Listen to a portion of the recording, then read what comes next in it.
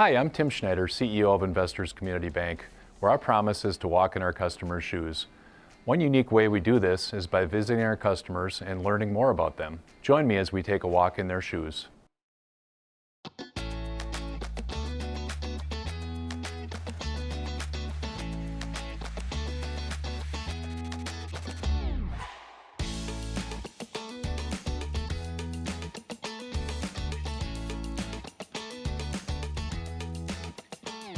Today we're here touring Jon and Missy Martens' home in De Pere. They are personal and business banking customers with Investors Community Bank. Hey! Good morning. Good morning. Hi, Jon and Missy. Hey, welcome, Tim.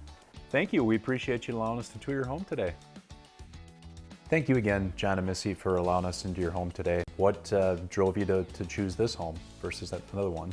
Yeah, no, we looked for about 5 years actually, and given starting a business and all the other wrinkles that go along with that, and the market as crazy as it is, we came across this home, had a little land, was just the right distance between Appleton and Green Bay. Yeah, you mentioned earlier that you were in a rental, so this has to be a godsend for you with the space that you have and the acreage for the kids to roam and play, right? We live in the kitchen.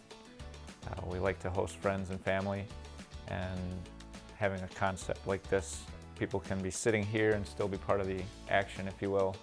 In the kitchen, we just do life.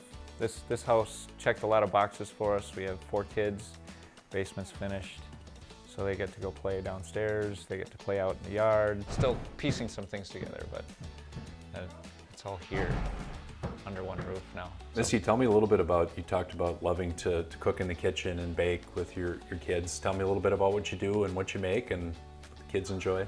I love baking bread. I try to do that at least once a week. I like eating it. With homeschooling the kids, we also try to have them they each take a night with me cooking and learn how to cook, and that is their night to help prep and help cook and help clean up the kitchen. And so we have 4 kids. That covers about 4 days of the week. It's a pretty good deal for us. Thank you for sharing your experience. For us, it's all about the relationship and knowing the client, and that's very important to us, and we never want to lose that. Like you said, it's a personal relationship that really draws us to investors. On the home loan stuff too, this house, with the market as it is, houses are on the market for a day or 2 tops.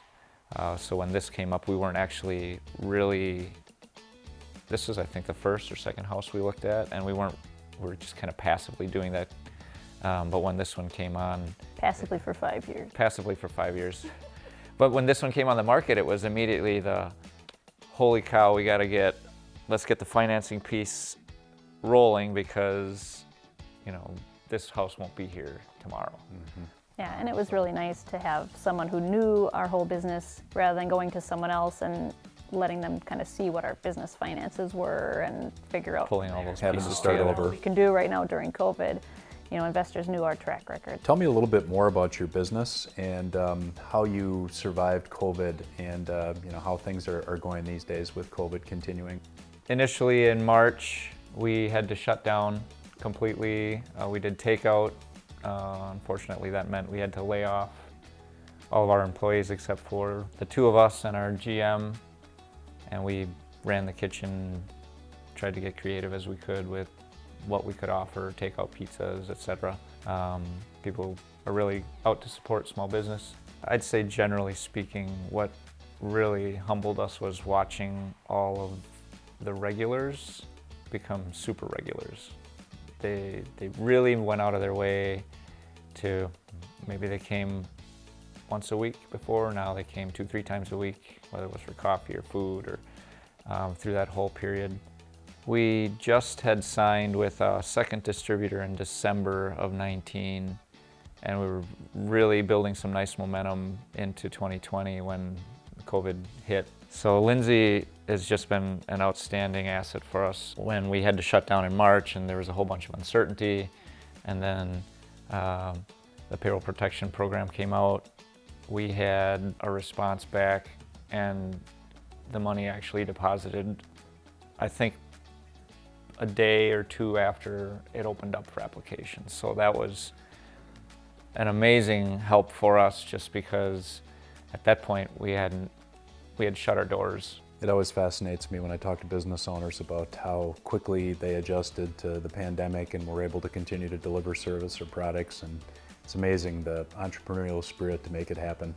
Because of all the relationship that we had already, fees were lower, the response time was already incredible, and we ended up with a better rate that way too with you guys. So it was a win-win-win across the board just to continue doing our business with you guys. The whole craft beer business has gotten to be very, very competitive. It seems like there's breweries popping up all over the place. How do you continue to remain top of your game and have people remember that your beer is the one that they should be drinking? We got to make good beer. That's a good start. That's a good starting point. John makes good beer. You have to make something. You have to start with something people want to drink. Our mission, if you will, was creating experiences, connecting people, and crafting great beer. And we have an amazing location to do that. It's really been an organic word of mouth sort of thing. In January of last year, had a really nice article in the paper about we're releasing a chocolate coffee peanut butter nitro porter can. It launched that beer into the space, which our customers who have had it already knew was a good beer, but it kind of put us out there on the radar for other people that were farther out who can't necessarily get to our brewery.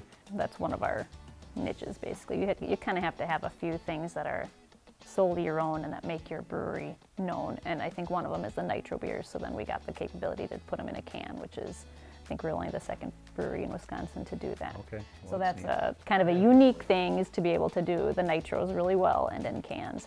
We're kind of known as well for our fruited sours. We were probably one of the first Green Bay breweries to do any sours, and John loves making the sour beers. I'm gonna have to find your fruited sours because those are some of my favorites as well. Haven't seen that on tap yet in Manitowoc, but I'll make sure I ask for it next time. If you want something, you almost have to just keep asking, because then the more they hear it, they'll go, oh, maybe we should carry that. Just whenever we do something, we wanna do it well. I think it sounds cliche, but it truly is.